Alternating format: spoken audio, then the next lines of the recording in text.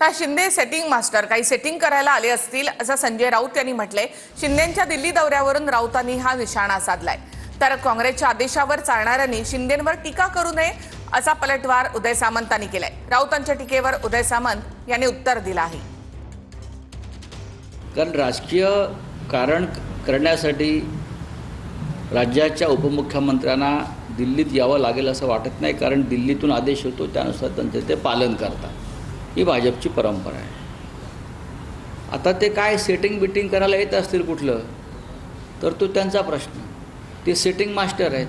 ते त्यांनी निकाल घेतले, ते निकाल काय सहज मार्गाने आणि कायदेशीर मार्गाने घेतलेले नाहीत। ते अशाच प्रकारे सेटिंग बिटिंग आणि गॅम्बलिंग करूनच घेतलेले आहेत।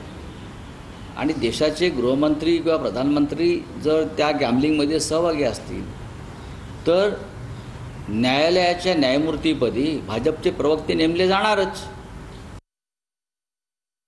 शिंदे साहेब दिल्लीमध्ये असल्यावर टीका करतात ती मंडळी देखील आज दिल्लीमध्ये आहेत आणि ते राहुलजी गांधींबरोबर जेवणार आहेत अशी देखील बातमी आहे।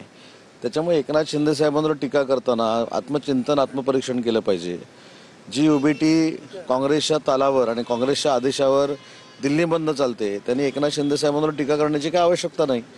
आज जर आम्ही असं म्हटलं की पूर्ण UBT काँग्रेसच्या ध्येय धोरणावर आधारित आहेत आणि राहुल गांधी चालवतात तर ते योग्य ठरणार आहे का? आणि म्हणून दुसऱ्यावर टीका करताना जरा विचार करून